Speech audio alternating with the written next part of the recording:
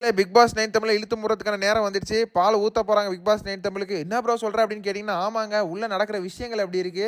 So வெளிய இவங்க போராட்டம் பண்ணிட்டு பிரச்சனை ஆயிட்டு இருக்குன்னு பார்த்தா, இவங்க உள்ள நல்லபடியா நடந்துப்பாங்கன்னு பார்த்தா, இவங்க மோசமா போயிட்டு இருக்காங்க.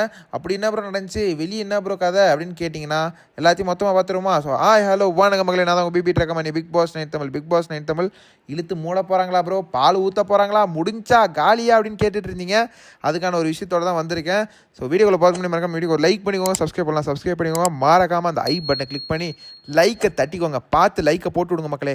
அப்போ தான் வீடியோ ஒரு 10 பேருக்கு சக்ஸஸ் ஆகும். ஸோ வீடியோக்குள்ள போகலாம். ஸோ உள்ளே நிறைய விஷயங்கள் போயிட்டுருக்குங்க.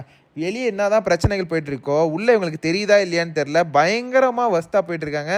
பேசுகிறதாகட்டும், இவங்க நடந்துக்கிறதாகட்டும் ரொம்ப வஸ்தாக இருக்குங்க.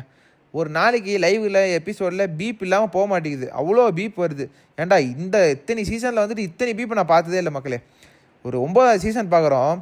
8 சீசனில் நான் இவ்வளோ பீப்ஸை பார்த்ததே கிடையாது. அவ்வளோ பீப் போடுறாங்க. அதுவும் பீப் போடுறதுனால என்ன மேட்ரு ஆகுதுன்னா, இவங்க ஒரு சாதாரணமான ஒரு தப்பான வார்த்தை சொல்லி பீப் போட்டாலுமே அது பெரிய தப்பான வார்த்தையாகிடுது. ஓகேங்களா? திவாகர் ஒரு வார்த்தை விட்டுருக்காரு போல். ரீசெண்டாக ஒரு வார்த்தை விட்டுருக்காரு. அதுக்கு பீப் போட்டாங்க.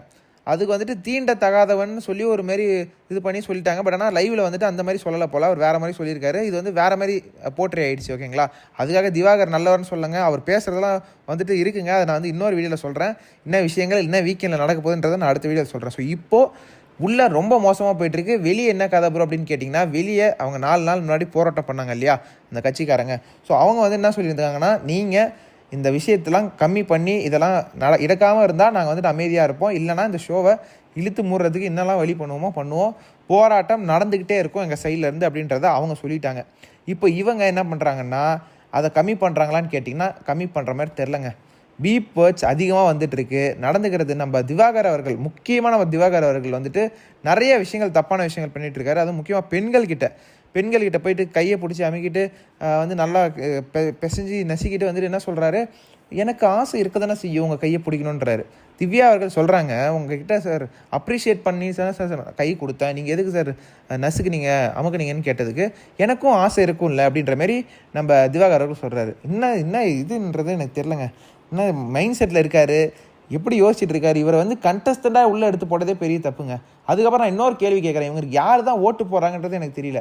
நானுமே இவருக்கு சப்போர்ட்டை கொடுத்தேன். அவர் கேம் பிளேக்கு சப்போர்ட் கொடுத்தேன். ஓகேங்களா? அதுக்கப்புறம் பெண்கள்கிட்ட அவர் தப்பாக நடந்துக்கிறாருன்ற விஷயத்தையும் நான் சொன்னேன். ஓகேங்களா? இப்போது அவர் பண்ணுறது ரொம்ப ரொம்ப ரொம்ப தப்புங்க. ரொம்ப கேஸ்ட் பற்றி பேசுகிறதாகட்டும், இவர் இந்த ஊரை சேர்ந்தவர், இந்த இடத்துலேருந்து வந்தவர், அதனால் இவர் ரொம்ப தப்பானவர் அப்படின்ற மாதிரி பிராண்ட் பண்ணுறதாகட்டும், இதெல்லாம் ரொம்ப ரொம்ப தப்பு. இவர் இந்த கேம் ஷோவில் இருக்கிறதுக்கு தகுதியே கிடையாதுன்றதை நான் இப்போ சொல்லுவேன். ஓகேங்களா? ஸோ நீங்கள் சொல்லுங்கள், யார் இவருக்கு ஓட்டு போகிறாங்கன்னு தெரில. ஆனால் ஓட்டுன்றது இவருக்கு வந்துட்டுருக்கு பயங்கரமாக. பட் இவருக்கு ஒரு பயங்கரமான ஒரு ஷாக்கு, பயங்கரமான ஒரு ஆப்பு காத்துட்ருக்கு. அது என்னன்னு சொல்லி நான் அடுத்தடுத்த வீடியோ சொல்கிறேன். மறக்காமல் தெரிஞ்சுக்கணுன்னா மறக்காமல் சேனலை சப்ஸ்கிரைப் பண்ணி வச்சுக்கோங்க. ஓகேங்களா? ஸோ இப்போ என்ன விஷயம்னா, ஷோவை இழுத்து மூட போகிறாங்களா ப்ரோ அப்படின்னு கேட்டிங்கன்னா, இந்த விஷயம் பெருசாகுது. ஸோ கண்டிப்பாக இது பெரிய இஷ்யூ ஆச்சுன்னா கண்டிப்பாக பிக் பாஸ் 9 தமிழுக்கு ஒரு பெரிய ப்ராப்ளமாக அமையும். என்ன ப்ரோ சொல்கிற, அப்படி என்ன ப்ரோ அமையும்னு கேட்டிங்கன்னா, இது ரொம்ப பெருசாக வெடிக்குதுங்க. ஏன்னா நம்ம திவாகர் அவர்கள் கானா வினோத் அவர் ஊரை பற்றி பேசிட்டாப்புல. ஊரை பற்றினா, நீ ராயபுரம்லேருந்து வந்தவன் தானே அப்படின்ற மாதிரி ஒரு வார்த்தையை விட்டாப்புல. அந்த வார்த்தை ரொம்ப தப்பானதுங்க.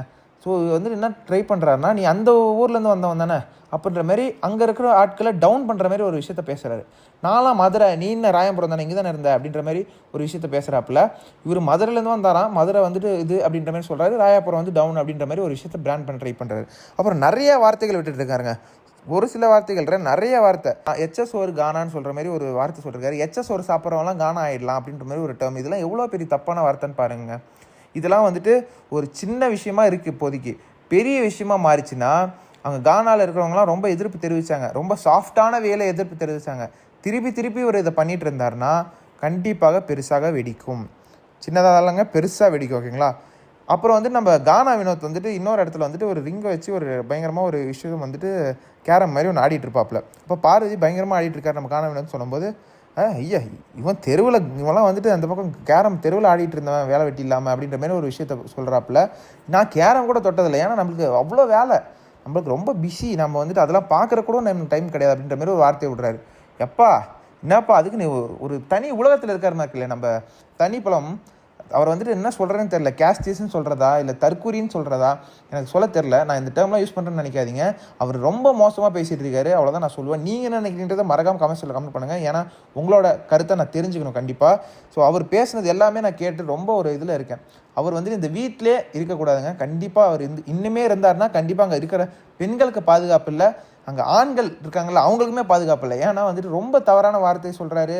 நீ இந்த ஊர் அந்த ஊர், நீ இந்த ஜாதி அந்த ஜாதி, நீ தகுதி இல்லை, நீ எச்ச சோறு அந்த சோறு, ரொம்ப தப்புங்க. ரொம்ப ரொம்ப தப்பாக போயிட்டுருக்காரு. நக்கி சாப்பிட்ற பரம்பரையான் என்ன வார்த்தை பேசுகிறான்னு பாருங்கள். நக்கி சாப்பிட்ற பரம்பரை தான் நான் வந்தேன், நாங்களாம் அப்படி, என் ரேஞ்செலாம் இப்படி அப்படின்ற மாதிரி ஒரு விஷயத்தை செட் பண்ணுறாரு. ஓகேங்களா, இதெல்லாம் வந்துட்டு எப்படி சொல்கிறதுன்னு பார்த்துக்கோங்க. ரொம்ப மோசம். இதெல்லாம் வந்துட்டு என்ன சொல்கிறதுன்னு தெரில. கமல் சார் இருந்தாருன்னா என்ன இருந்திருக்கும், என்ன ஆயிருக்குன்னு மட்டும் யோசிச்சு பாருங்கள். சீசன் 7 ஒரு வாட்டி நம்ம தினேஷ் அவர்கள் தெரியாமல் நிக்சன் அவர்களோட ஸ்லாங்கில் எடுத்து பேசியிருப்பார். யாருக்கெல்லாம் தெரியும்னு தெரியல. அது வந்து நான் அடுத்த வீடியோவில் உங்களுக்கு டீட்டெயிலாக சொல்கிறேன். ஒரு ஸ்லாங்கில் எடுத்து பேசியிருப்பாப்பில். அப்போ வந்துட்டு நீங்கள் என்ன நார்த் மெட்ராஸை சொன்னீங்களா, அப்படி பிராண்டு கொடுத்த நீங்கள் யார் சார்ன்ற மாதிரி நம்ம கமல் சார் வந்து தினேஷை ஒரு சின்ன விஷயம் அவர் வந்து குரல் டோனை மாற்றி பேசியிருப்பாப்பில். நம்ம தினேஷ் அவர்கள் நார்மலாக பேசிகிட்டு இருக்கும்போது எனக்கு தெரியும் அப்படின்ற மாதிரி ஒரு மாதிரி லோக்கலாக பேசியிருப்பாப்பில். அப்போது அந்த இது மாற்றினீங்களே தினேஷ், எதுக்கு மாற்றினீங்க அப்படின்னு நம்ம கேட்கும்போது நம்ம கமல் சார் கிட்ட சொல்லுவார், அது என்ன நார்த் மெட்ராஸ் சொன்னீங்களா அப்படின்னு கேட்கும்போது, ஆமாம் சார் நார்த் மெட்ராஸ் சென்னை அப்படி அதை சொன்னேன் சார், அதை மீன் பண்ணேன் சார் சொன்னேன். அப்படி நார்த் மெட்ராஸ் அப்படி பேசுவாங்கன்னு சொல்லி பிராண்ட் பண்ண நீங்கள் யார் சார்ன்ற மாதிரி பயங்கரமாக கேள்வி கேட்டிருப்பாரு. ஸோ இப்போது நம்ம திவாகர் அவர்கள் இத்தனை வார்த்தை இவ்வளோ அசிங்கமாக பேசுன்ற போது நம்ம கமல் சார் வந்துட்டு அப்போயே உள்ளேருந்து ஒரு ரெட் கார்டு எடுத்து வந்து நம்ம திவாகருக்கு கொடுத்து வெளியே அமைச்சிருப்பாப்புல. இவ்வளோ நேரம்லாம் வச்சுட்டு இருக்க மாட்டார். இன்னொரு மேட்டர் நடந்தது சீசன் 3 நம்ம சரவணன் அவர்கள் வந்துட்டு வீட்டுக்குள்ளே எப்பயோ ஒரு விஷயம் நடந்த விஷயம் வந்துட்டு இங்கே நடந்தது அப்படின்ற மாதிரி ஒரு விஷயம் சொன்னார். பெண்களை வந்து ஏதோ பஸ்ஸில் இருக்கும்போது நான் பெண்கள்கிட்ட ஏதோ பண்ணிட்டேன்ற மாதிரி ஒரு விஷயத்த ஷேர் பண்ணியிருப்பார். அது வந்துட்டு சொசைட்டிக்கு பெரிய பேட் எக்ஸாம்பிளாக இருக்கும்னு சொல்லி விஜய் டிவி வந்துட்டு அவங்க உடனே வந்துட்டு கன்ஃபெஷன் ரூம் வெளியே எடுத்தாங்க. ஓகேங்களா, ரெட் கார்டு கொடுத்து, ஓகேங்களா, ரெட் கார்டில் வெளியே எடுத்தாங்க. அவ்வளோ பண்ண விஜய் டிவி இவ்வளோ பேசிகிட்டு இருக்காரு. இவர் எதுக்கு இன்னும் வீட்டுக்குள்ளே வச்சுட்டு இருக்கணும், கண்டென்ட்டுக்காக எதுக்கு வச்சுட்டு இருக்கணும் அப்படின்றது தான் எனக்கு தெரில. அவரை வந்துட்டு ஒரு நரேட்டிவ் வேறு செட் பண்ணாங்க. அப்போயே உங்களுக்கு சொல்லிட்டேன், இவர் நிறைய வாரங்கள் இருப்பார். ஒரு நரேட்டிவ் ஒன்று செட் பண்ணாங்க. என்ன செட் பண்ணாங்கன்னா, எல்லா பெண்கள்கிட்டையும் கேட்டு இவர் இருக்கிறதுனால உங்களுக்கு சேஃப்டி இருக்கா அப்படின்ற மாதிரி கேட்கும்போது எல்லாருமே இருக்குன்ற மாதிரி சொல்ல வச்சாங்க. ஓகேங்களா, அவங்க சொல்கிறதுக்கு பயப்படுவாங்க. ஏன்னா போன வாட்டி சீசன் 7 ஆனது அப்படி. ஓகேங்களா, அவங்க சொல்லி என்ன ஆச்சு, அவங்களுக்கு வெளியே என்னெல்லாம் ப்ராப்ளம்ஸ் வந்துச்சுன்னு சொல்லி அவங்களுக்கு தெரியும். ஸோ அவங்க சொல்லிட்டாங்கன்னா வெளியே ஏதாவது ப்ராப்ளம்ஸ் வந்துருமோ அந்த பயம் இருக்கும். ஸோ ஓகேங்களா, அந்த விஷயங்கள்லாம் இருக்குது. இப்போது இந்த ஷோக்கு பிரச்சனை இருக்கான்னு கேட்டிங்கன்னா கண்டிப்பாக இருக்குது. அது முக்கியமாக நம்ம கமருதீன், பார்வதி, முக்கியமாக நம்ம திவாகர், அரோரா இவங்க எல்லாருமே வந்துட்டு பேசுகிறது, நடந்துக்கிற நடவடிக்கை எல்லாமே ரொம்ப தப்பாக இருக்குது மக்களே. இதுதான் விஷயம். அது முக்கியமாக நம்ம திவாகர் அரோரா அவர்களும் கூட குறைச்சிட்டாங்க. கமருதீன், பார்வதி அப்பப்போ வந்துட்டு அவங்க தான் ஸ்டார்ட் பண்ணதுன்னு சொல்லலாம். அந்த டபுள் மீனிங்கில் பேசுகிறதாகட்டும், டர்ட்டி டாக்ஸ் அந்த இதெல்லாம் பண்ணுறது அவங்க தான் ஆரம்பித்தாங்க. இது ஒரு 16+ ஷோன்னு வந்துட்டு அவங்க நடத்திட்டு இருக்காங்க. 16+ ஷோன்னு இருக்கும்போது எப்படி ஒரு சின்ன குழந்தைலேருந்து எல்லாருமே பார்த்துட்டு இருக்காங்க. 16 மீன்ஸ் அடல்ட் ஆகாதவங்க போய் பார்த்துட்டு இருக்காங்க. ஸோ அவங்களுக்குலாம் இது வந்துட்டு ரொம்ப தப்பாக இருக்கும் இல்லையா? நீங்கள் நான் என்ன சொல்கிறேன், நீங்கள் அதெல்லாம் வருதுன்னும் போதே நீங்கள் வந்துட்டு எடிட் பண்ணி தானே டெலிகாஸ்ட் 24/7 டிஃபர்ட் ஸ்ட்ரீம் தானே பண்ணுறீங்க. அப்பயும் நீங்கள் வந்துட்டு கட் பண்ணி எடிட் பண்ணி தூக்கிட்டு நீங்கள் போட்டால் எப்படி என்ன ஆக போகுது? உங்களுக்கு கண்டென்ட்டுக்காக அதெல்லாம் போடணும், பீப் வேறு போட்டு உங்கள் டிஆர்பியை ஏற்றணும்னா எனக்கு புரியல. இந்த விஷயத்தெல்லாம் நீங்கள் போட்டு அது பீப் பண்ணி தான் டிஆர்பி ஏற்றணும்னா இந்த டிஆர்பியை வேணான்னு தான் சொல்லுவேன். அவ்வளோ மோசமாக போயிட்டுருக்கு இந்த ஷோ. அது முக்கியமாக இந்த சீசன் ரொம்ப வேர்ஸ்ட்டுன்னு தான் சொல்லுவாங்க. அந்த மாதிரி வேர்ஸ்ட்டாக போயிட்டுருக்கு இந்த ஷோ. வந்துட்டு என்ன சொல்கிறேன்னே தெரிலங்க. இந்த சீசனை அவர் திவாகர் அவர்களை எவ்வளோ சீக்கிரம் வெளியே எடுக்க முடியுமோ வெளியே எடுத்தோன்னா அவருக்கு ஒரு பயங்கரமான ஷாக்கு, நிறைய விஷயங்கள் காத்துட்ருக்கு. அது என்னென்னு சொல்லி நான் அடுத்த வீடியோவில் உங்களுக்கு அப்டேட்டாக சொல்கிறேன். இப்போ என்ன ப்ரோ வந்துட்டு வெடிகுண்டு மிரட்டல் விட்டாங்களே ப்ரோ, அந்த வெடிகுண்டு மிரட்டல் பற்றி சொல்லுங்கள் ப்ரோன்னு கேட்டிங்கன்னா, அந்த வெடிகுண்டு மிரட்டல் வந்துச்சுங்க. அதுக்கு வந்துட்டு கண்டஸ்டன் உள்ளே போயிட்டு ஒரு டீம் 4-5 பேர் சேர்ந்து சோதனை பண்ணது எல்லாமே உண்மை. சோதனை பண்ணிட்டு எதுவுமே இல்லை, கண்டஸ்டன்ஸ்லாம் சேஃபாக இருக்காங்க. இப்போ அவங்க சொல்கிறது என்னென்னா, அந்த அறகுறை ஆடை அடையக்கூடாது, தவறான வார்த்தைகள் பேசக்கூடாது, இது எல்லாத்தையும் அவங்க வந்துட்டு அவங்களோட இதாக வைக்கிறாங்க. இதெல்லாம் இருந்தாலே இதெல்லாம் இல்லாமல் தப்பாக பேசாமல் ஷோ நடத்துனேன்னா நடத்திக்கோங்க. அப்படி தான் பண்ணுவேன், அப்படி தான் பேசினாங்கன்னா எங்களை போராட்டம் தொடரும். இது கட்டத்துக்கு மேலே போய் பாம்பு எடுத்து வீட்டுக்குள்ளே விடுவான்ட்டாங்க. நான் போன வீடியோ சொல்லியிருந்தேன், பாம்பு எடுத்து வீட்டுக்குள்ளே விடுவோம், நாங்கள் அதை பண்ணியாச்சும் போராட்டம் பண்ணுவோம். அப்பா பாம்பு எடுத்து வீட்டுக்குள்ளே விடுவீங்களா, என்னப்பா சொல்கிறீங்க அப்படின்னு கேட்குற மாதிரி தான் இருக்குது. ரொம்ப மோசங்க அதெல்லாம். எனக்கு என்னென்னா, இவங்க எல்லாரும் சேர்ந்து போராட்டம் பண்ணுறன்ற பேரில் இயூபி செட்டுக்குள்ளே பூந்துருவாங்களான்னு பயமாக இருக்குது. உள்ளே போனால் கூட ஆச்சரியப்படுறதுக்கு இல்லை. உள்ளே போயிட்டு எல்லா பொருளையும் செட்டெல்லாம் அடித்து உடச்சிட்டாங்கன்னா அதுக்காகவே வந்துட்டு அங்கே ஒரு 2-3 போலீஸ் வந்துட்டு பாதுகாப்பு போட்டிருக்காங்க அங்கே வீட்டுக்குள்ளேனா அந்த செட்டு அந்த கேட்டுக்குள்ளே ஓகேங்களா இருந்துக்கிட்டே இருக்காங்க. ஏன்னா 4 நாள் மட்டும் தானே ஒரு 2000 பெண்கள் வந்து சக்ஸஸ்ஃபுல்லாக அவங்களோட ஆர்ப்பாட்டம் போராட்டத்தை வந்து முடிச்சிட்டாங்க. ஸோ இது வந்துட்டு எப்படி போன்றதை பார்க்கலாம். ஏன்னா வந்து ஷோ நிறுத்துறதுக்கு வாய்ப்பு இல்லைங்க. இது பெரிய பிரச்சனையாக மாறிச்சுன்னா தவிர நடக்கும். பட் ஷோ நிறுத்துறதுக்கு வாய்ப்பே இல்லை. Because it's a big corporate. நான் ஆல்ரெடி சொன்ன மாதிரி Endemol Shine and Jio Hotstar is a big corporate. At last money தாங்க. அவங்களுக்கு என்ன தேவையோ அவங்க கொடுத்துட்டாங்கன்னா இட் வில் சால்வ். ஓகேங்களா? ஸோ இந்த ஷோ எப்படி போகுதுன்றதை நீங்கள் சொல்லுங்கள்.